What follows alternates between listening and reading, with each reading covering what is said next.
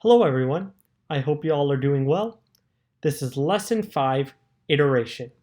In this lesson, we will be going over while loops, do-while loops, for loops, looping through a string to find a specific character, reversing the order of a string using a loop, out-of-bounds errors, nested loops, and counting how many times a loop will run. So, to start off this lesson, we're going to want to open up our folder where we have everything saved. We're going to want to launch the package, and we're going to want to create a new class. Let's name this Lesson 5. All right, so let's open our editor. We're going to want to highlight everything. And remember our syntax. You guys should be familiar with this now. So public class lesson_5. And we're going to want to add in our main method now. Public static void main string args. All right. So within our main method, we're first going to talk about if statements so that we can better understand how while loops work. So this should be a review from the previous lesson. So let's see if Boolean condition is equal to false. So if condition, then we're going to want to run whatever code is within our if statement. All right, so remember how if statements work. If this condition is true, this statement is going to run only once, and then we're going to keep on going with our code. If this condition is false, nothing is going to happen, and we're just going to continue on with our code. While loops have a similar syntax. Instead of if, we just have while over here.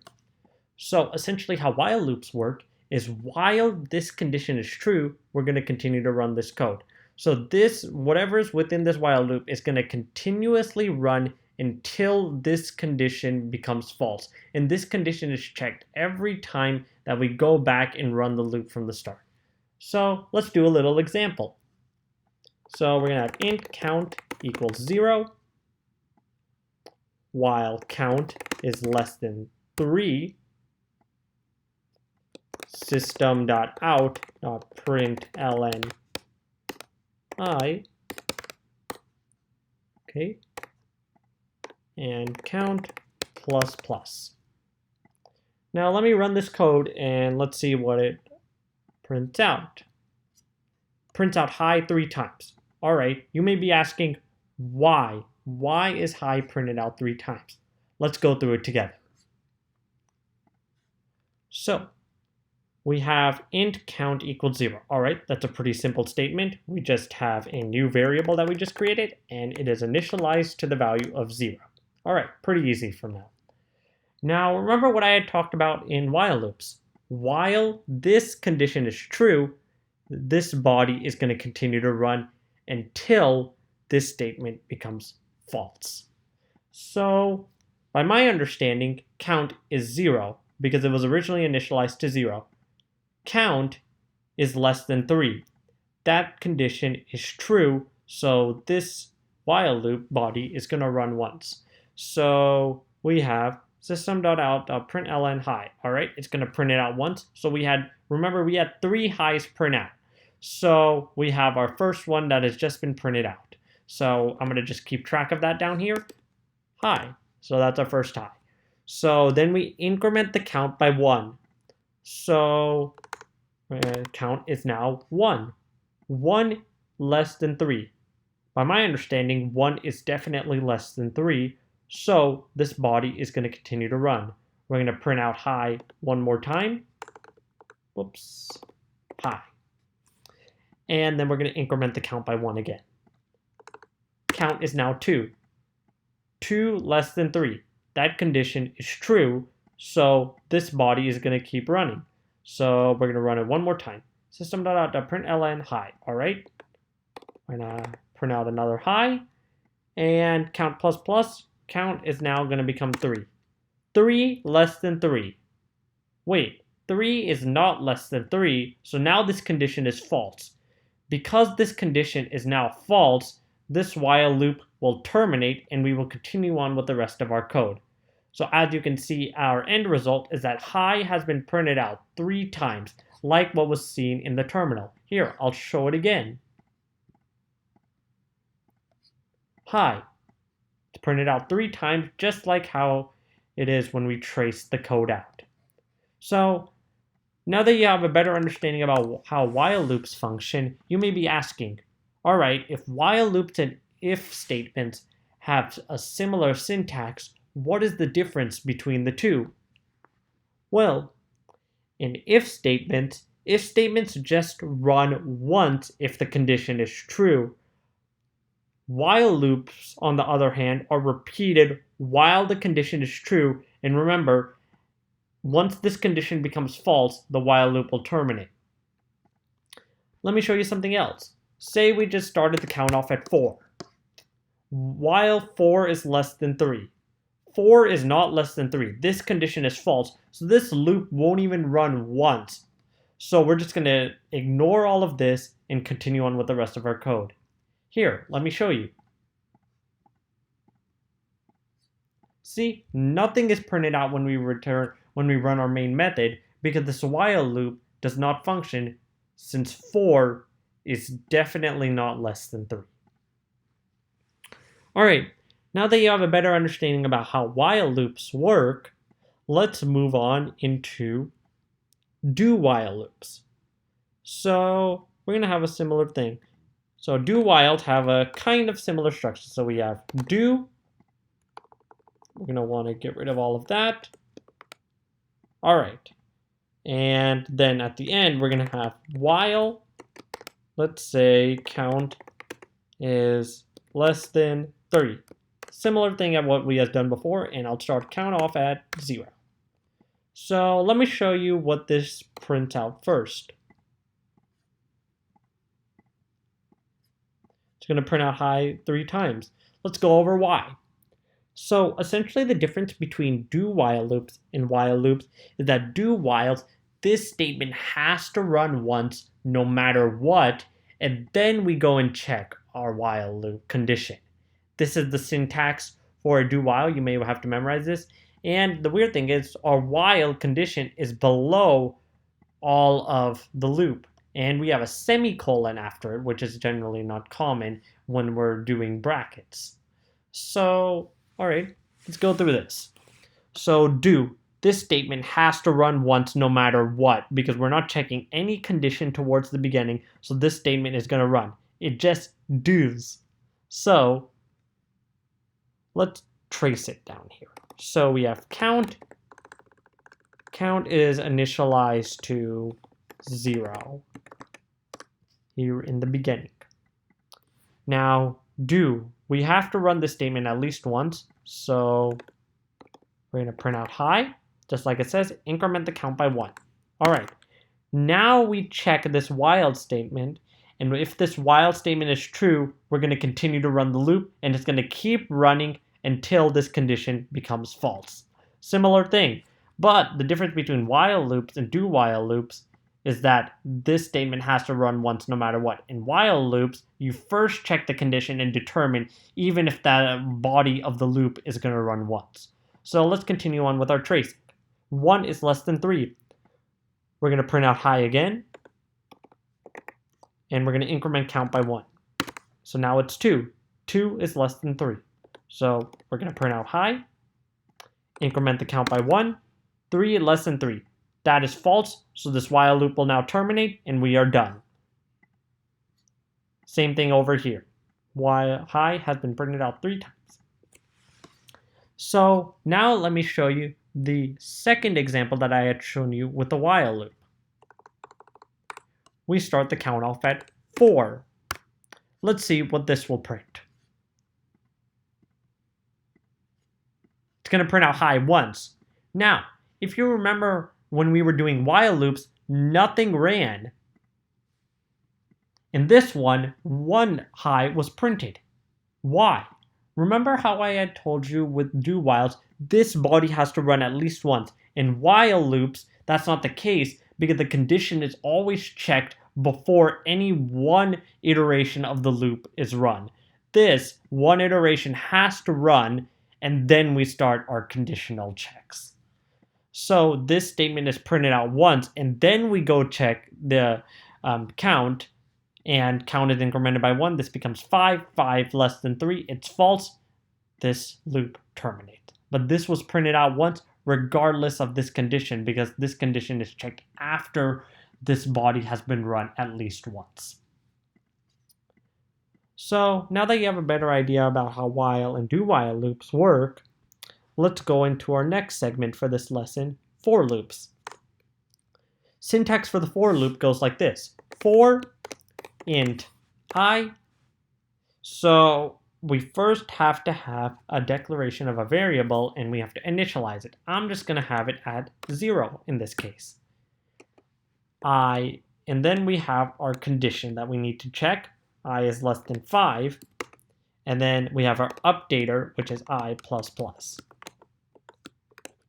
Here, let's make this smaller. So, essentially, what you want to use for loops for is if you know the amount you want it to have run. So this statement is going to run whatever's inside here 5 times. That's the difference between for loops and while loops. While loops you use when you are not certain how many times you want to run whatever is in the body of the loop. But for loops you use when you know how many iterations you want of that loop to run. So this loop is going to run 3 times. So let's walk through it. So I'm just going to do system.out.println hi. See what it prints out. Oopsies, let's add in our semicolon. Hi is printed out 3 times. So let's go through it. So int I equals 0. All right. So I is set to 0. I is less than 3. Yes, it is. We're going to keep going and print out whatever's in here. So hi. And then after this entire statement is run, then we're going to go over to our updater and increment I by 1. Then we go back to our condition and check. All right. 1 is less than 3, so we're going to print out hi again. We're going to update I again to 2. 2 is less than 3, so we're going to print out hi a 3rd time. And then we're going to increment I by 1 because of the updater. 3 less than 3, that condition is false. The for loop is terminated. So again, we use for loops when we know how many times we want the body of the loop to run. So for loops are generally not that hard, and you can customize this. You can start this off at 5, and I want it to be less than 8. Let's count how many times this will run. So if it's 5, and it goes up by 1 every time, so we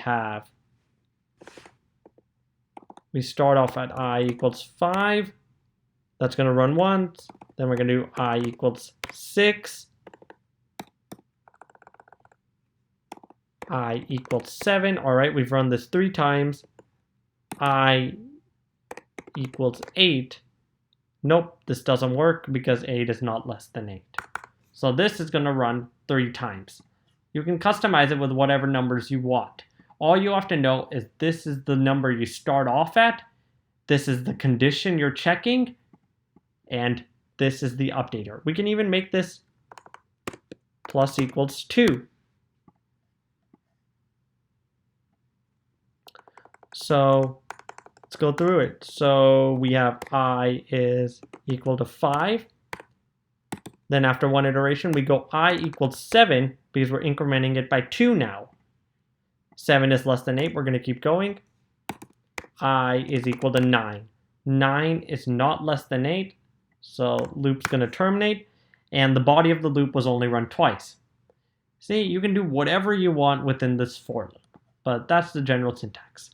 So now that you understand how for loops work, we can start using for loops in a practical sense with strings, and that is looping through a string to find a specific character.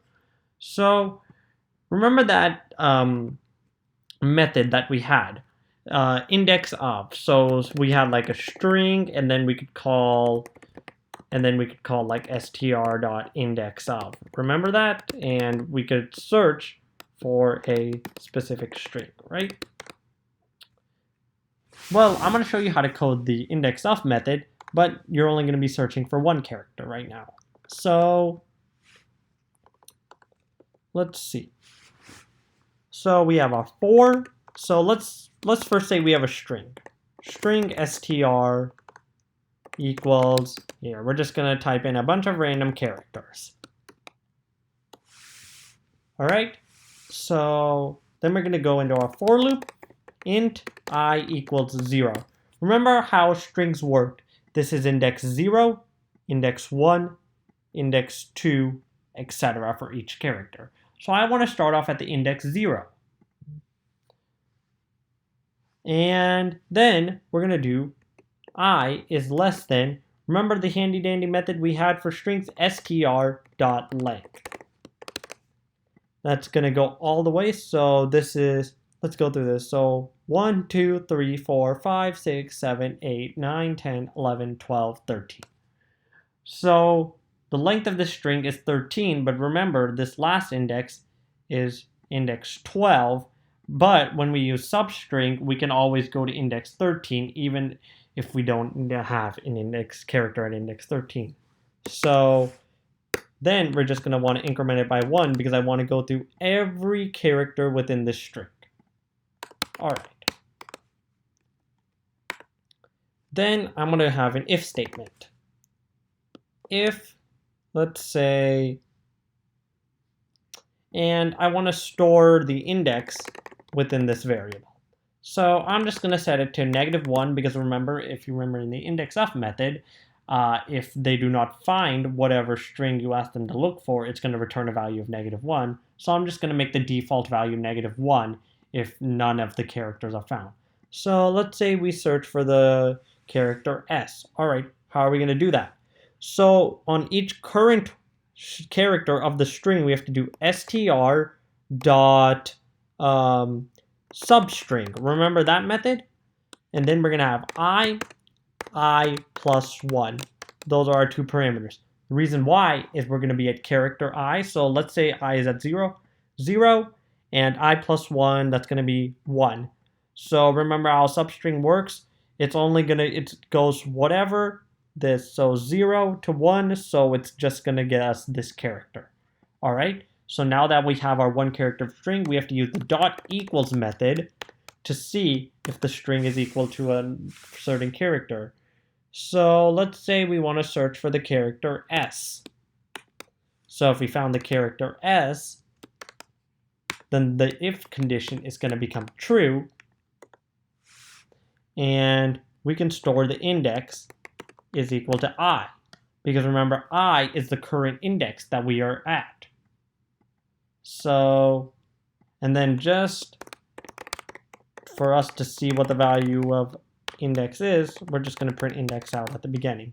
So if we go through this, so index, so this is H is at index 0, J is at 1, S2, A3, J4, K5, H6, S, hold on. Remember, we're going to just be searching for the first string. So H is at 0, J is at 1, S is at 2. All right. Even though we store index at 2, index is going to be at 2 now. But we're still going to keep going because our loop didn't stop. Our loop will only stop once we have hit the length. So A is now 4, 5, 6, 7, 8. So this is 8 now. Index is now at 8. So now it's going to save our index at 8. But our loop is still going to keep going because we have to keep going. So 9, 10, 11, 12, 13. So Now we are at 13, so index is going to be saved as 13. And now we have finally reached our length. So now the loop is going to terminate. So we should get printed out the index at 13.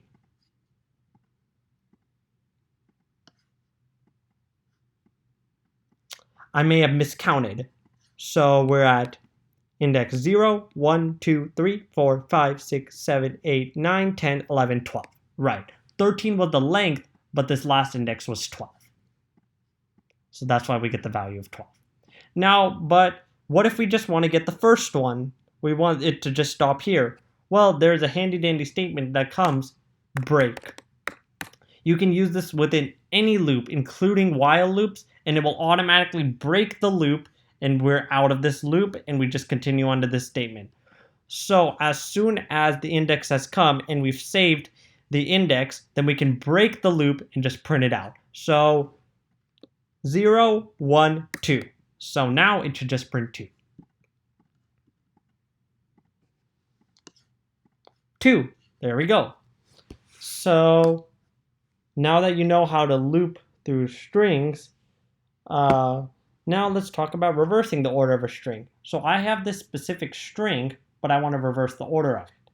So let's have a new string. String, new string equals, let's just make this a null string.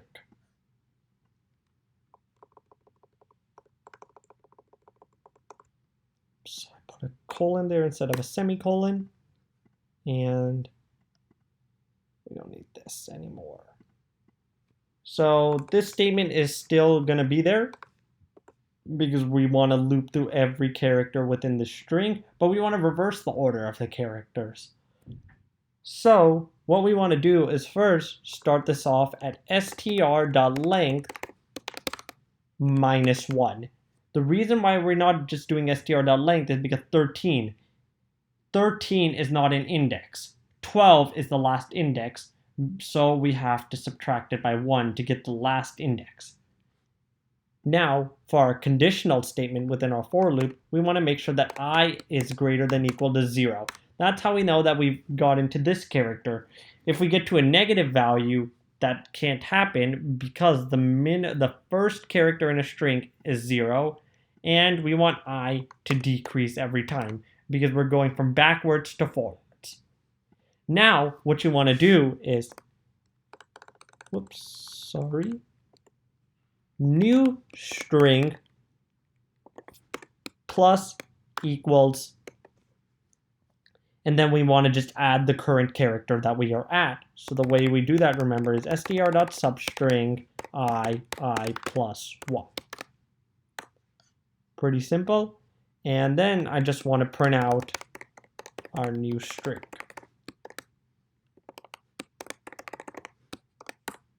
All right. So let's just clear out the terminal to avoid confusion. And printed out our string backwards. The string that we had up here printed out backwards, and the reason for that is because we started at the last and we kept adding it to our string. So now that you know how to reverse the order of the string, let's talk about out-of-bounds errors. So I'm going to cause an out-of-bounds error. And the way how you do that is, let's say we try to access a specific character in the string at an index that does not exist. So say we forgot to add that -1 before the str.length. So we have 13, but remember how I said there is no index 13. The maximum index is 12. So and then we try to access a specific character at index 13. That will throw us an error because no specific character exists at index 13. So when the computer tries to go and access the character at that index, it can't find anything, so it throws us an error. Here, let me show you what I mean. There you go. String index out of bounds exception. That's the name of the error when you try to access an index of a string that does not exist. All right. So we've talked about out of bounds errors, and now we just need to talk about nested loops. So essentially all nested loops are is when you put a loop within a loop. So int I equals 0, I is less than 5, I plus plus, and within this loop, we add in another loop. 0, I is less than 4, I plus plus. That's all you need to know about nested loops. And it generally, in our context, it works in with 2 for loops. Now, you want to know why this is causing an error. The reason for that is because we've already declared and initialized the variable I over here. We can't declare and initialize another one. The computer doesn't understand what's going on because we've declared 2 i's. We can't do that. So, the next character we use is the character after I in the alphabet, which is J. And we continue to use a J over here. And ln hi. How many times do you think hi will be printed out? It may hurt your brain when you start to think about it. But let's take a look.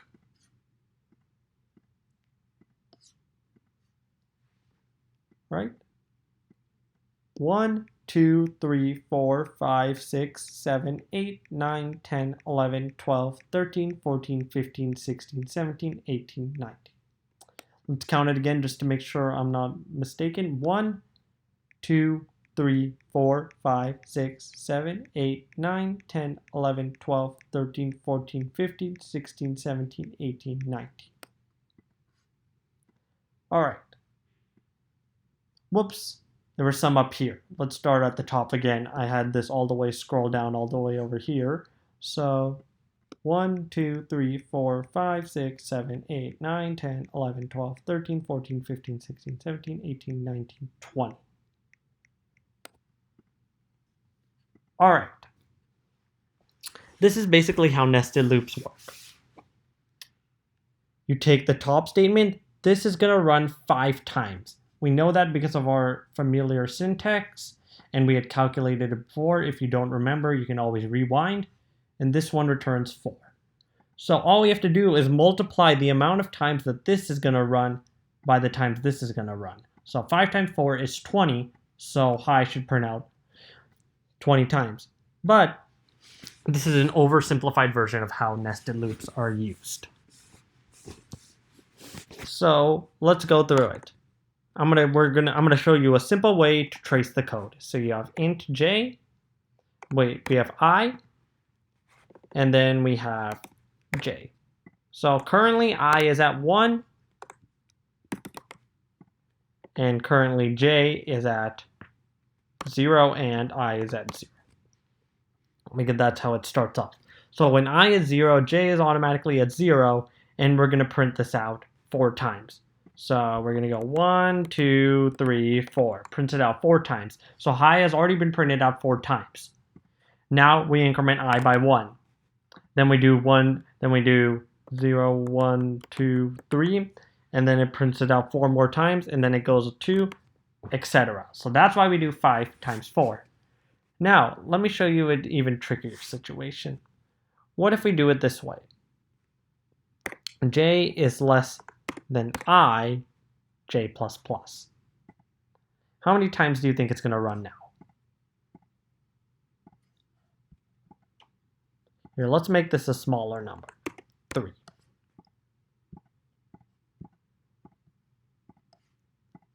Three times. Let's trace through it. So, if we have I at 0 and j at 0, j is currently 0, 0 is not less than 0, so this statement will not run. Alright, then we increment I to 1, and we set j at 0. 0 less than 1, alright, this statement will print and will increment j to 1. 1 is not less than 1, so this will terminate, and we have to increment I by 1 again, because we're starting a new iteration of the loop. 2 is less than 3, alright, and then we do hi, j is at 0. We print out hi 1 more time. J is at 1. Okay, 1 is less than 2. We're going to print out hi another time. And there you go. Then we bump this up to 3, and this last one and this top one terminates because 3 is not less than 3. Now, let me show you a common way of how we use these loops. So, j is less than 5. So system.out.print, I'm not using println for a specific reason, and we're just going to have star, and yeah. And then at the end of each one, I want to do system.out.println. Oops, there you go. All right, let's take a look. It printed a 5x3 star grid. Reason for that is because we have the first iteration. All right, we're where I is at 0. Then this is gonna run 5 times. All right, but remember, system.out.print, it prints the next character right after it. It doesn't go down to a new line. So we're gonna do 1, 2, 3, 4, 5, print out 5 stars. And after all of this is run, we're gonna tell the cursor to go down to the next line. It prints out 5 more because 1 is less than 3. 2 is less than 3, we're going to print it out a third time. 3 less than 3, the loop terminates. So that's basically a simplified version of how nested loops work, and we've gone over how to trace it. I'll just go over it again just in case you may have forgotten. So let's say we have I, j. So we have I is currently at 0, and j is currently at 1. Nope, j is also at 0. So I is at 0, all right, we're going to go through j. So j is at 0, I'll print one time. 1, 2, 3, 4, 5. The loop terminates because 5 is not less than 5. I is incremented by 1, and j is back to 0. 1, 2, 3, 4, 5. 5 is not less than 5. The condition is false, so that loop also terminates. And I is incremented to 2. We go through it again. 0, 1, 2, 3, 4, 5. 5 is not less than 5. I is incremented to 3. 3 is not less than 3, so all of this terminates, and we're done.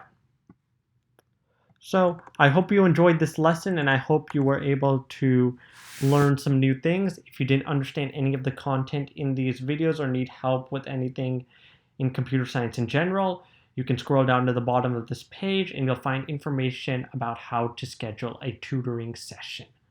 So thank you so much for listening in today, and I hope you all have a great rest of your day.